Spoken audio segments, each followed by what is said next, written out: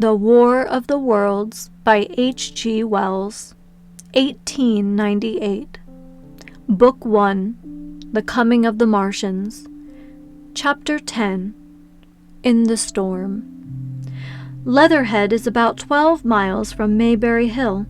The scent of hay was in the air through the lush meadows beyond Pireford, and the hedges on either side were sweet and gay with multitudes of dog roses. The heavy firing that had broken out while we were driving down Maybury Hill ceased as abruptly as it began, leaving the evening very peaceful and still.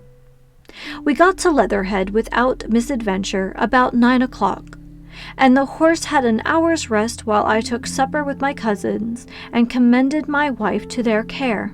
My wife was curiously silent throughout the drive, and seemed oppressed with forebodings of evil. I talked to her reassuringly, pointing out that the Martians were tied to the pit by sheer heaviness, and at the utmost could but crawl a little out of it. But she answered only in monosyllables. Had it not been for my promise to the innkeeper, she would, I think, have urged me to stay in Leatherhead that night. Would that I had! Her face, I remember, was very white as we parted. For my own part, I had been feverishly excited all day.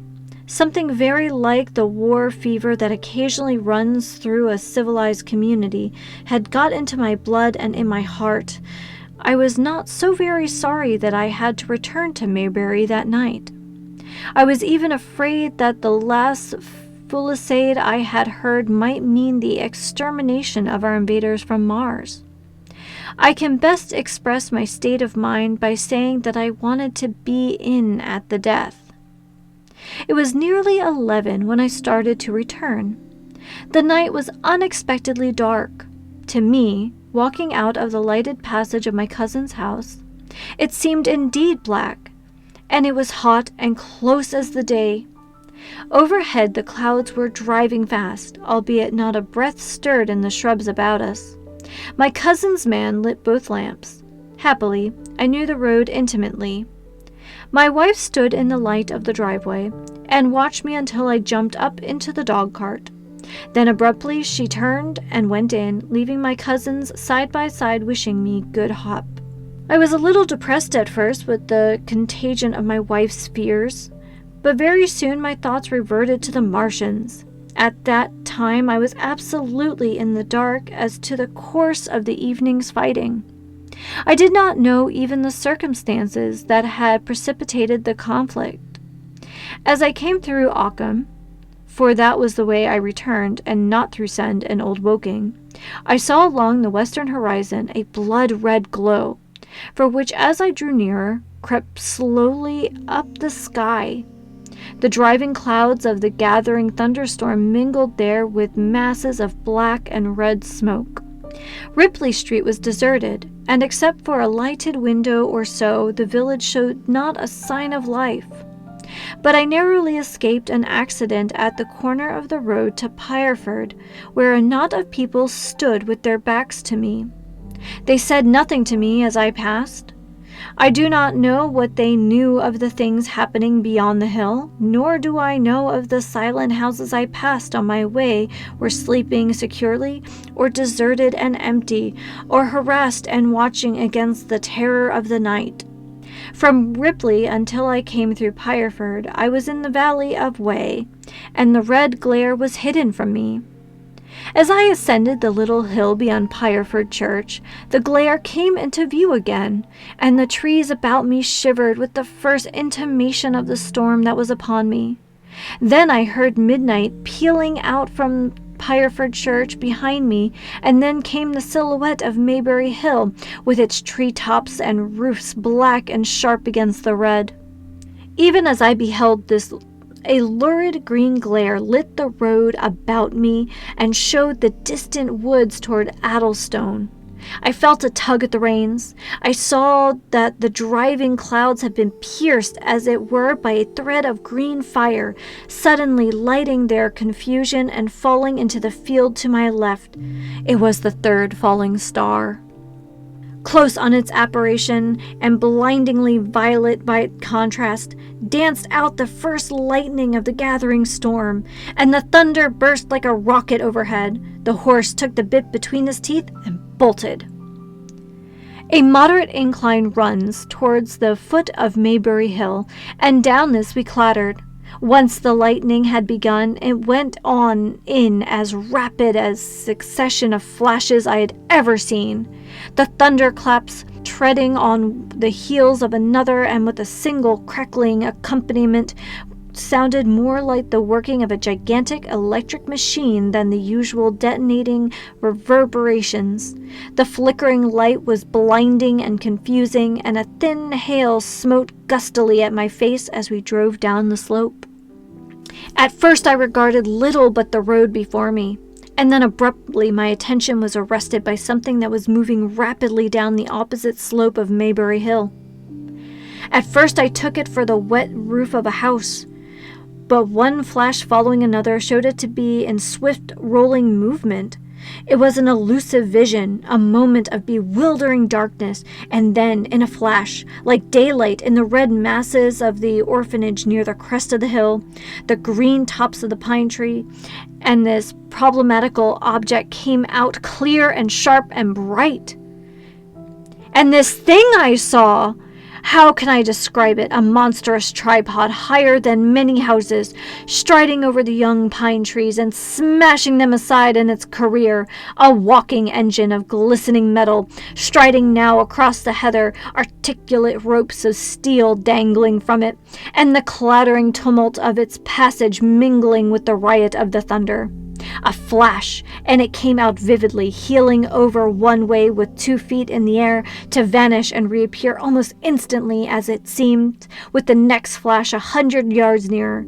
Can you imagine a milking stool tilted and bowled violently along the ground? That was the impression those instant flashes gave me.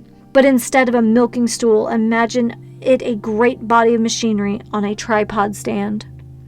Then suddenly the trees in the pine wood ahead of me were parted. As bristle reeds are parted by a man thrusting through them, they were snapped off and driven headlong, and a second huge tripod appeared, rushing, as it seemed, headlong towards me, and I was galloping hard to meet it. At the sight of the second monster, my nerve went all together. Not stopping to look again, I wrenched the horse's head hard round to the right, and in another moment the dog-cart had heeled over upon the horse. The shaft smashed noisily, and I was flung sideways and fell heavily into the shallow pool of water. I crawled out almost immediately, and crouched, my feet still in the water, under a clump of firs. The horse lay motionless.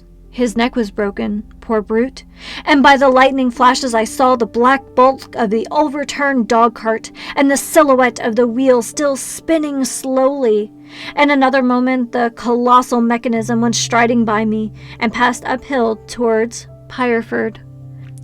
Seen nearer, the thing was incredibly strange, for it was no mere insensate machine driving on its way.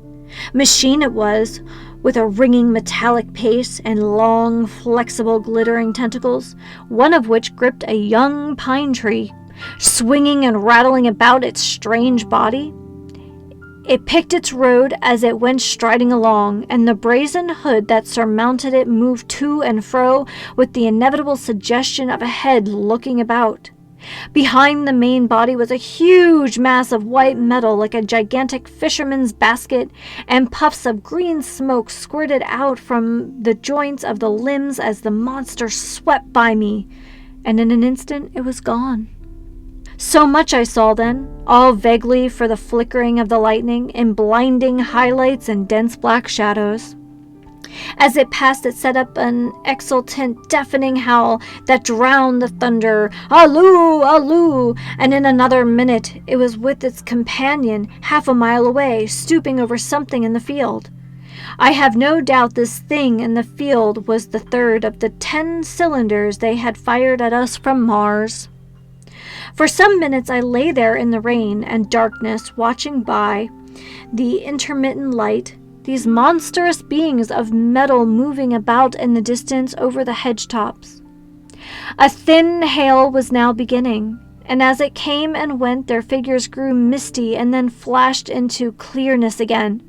Now and then came a gap in the lightning, and the night swallowed them up. I was soaked with hail above and puddle water below. It was some time before my blank astonishment would let me struggle up the bank to a drier position, or to think of all my imminent peril.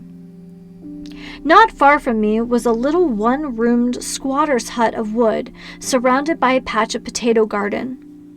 I struggled to my feet at last, and crouching and making use of every chance of cover, I made a run for this. I hammered at the door, but I could not make the people hear, if there were any people inside, and after a time I desisted, and availing myself of a ditch for the greater part of the way, I succeeded in crawling unobserved by these monstrous machines into the pine woods towards Maybury. Under cover of this I pushed on, wet and shivering now, towards my own house. I walked among the trees trying to find the footpath.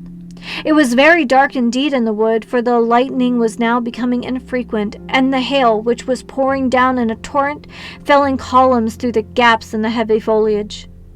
If I had fully realized the meaning of all the things I had seen, I should have immediately worked my way round through Byfleet to Street Cobham, and so gone back to rejoin my wife at Leatherhead. But that night the strangeness of things about me, and my physical wretchedness, prevented me, for I was bruised, weary, wet to the skin, deafened, and blinded by the storm. I had a vague idea of going on to my own house, and that was as much motive as I had. I staggered through the trees, fell into a ditch, and bruised my knees against a plank, and finally splashed out into the lane that ran down from the College Arms. I say splashed, for the storm water was sweeping the sand down the hill in a muddy torrent. There in the darkness a man blundered into me and sent me reeling back. He gave a cry of terror, sprang sideways, and rushed on before I could gather my wits sufficiently to speak to him. So heavy was the stress of the storm just at this place that I had the hardest task to win my way up the hill. I went close up to the fence on the left and worked my way along its palings. Near the top I stumbled upon something soft, and by a flash of lightning saw between my feet a heap of black broadcloth and a pair of boots. Before I could distinguish clearly how the man lay, the flicker of light had passed. I stood over him, waiting for the next flash. When it came, I saw that he was a sturdy man, cheaply but not shabbily dressed. His head was bent under his body, and he lay crumpled up close to the fence, as though he had been flung violently against it. Overcoming the repugnance natural to one who had never before touched a dead body, I stooped and turned him over to feel for his heart. He was quite dead. Apparently his neck had been broken. The lightning flash for a third time in his face leaped upon me. I sprang to my feet. It was the landlord of the Spotted Dog, whose conveyance I had taken. I stepped over him gingerly and pushed on up the hill. I'd made my way by the police station and the College Arms towards my own house. Nothing was burning on the hillside, though from the common there still came a red glare and a rolling tumult of ruddy smoke beating up against the drenching hail. So far as I could see by the flashes, the houses about me were mostly uninjured. By the College Arms, a dark heap lay in the road. Down the road towards Maybury Bridge, there were voices and the sound of feet, but I had not the courage to shout or go to them. I let myself in with my latchkey, closed, locked, and bolted the door, staggered to the foot of the staircase, and sat down. My imagination was full of those striding metallic monsters and of the dead body smashed against the fence. I crouched at the foot of the staircase with my back to the wall, shivering violently.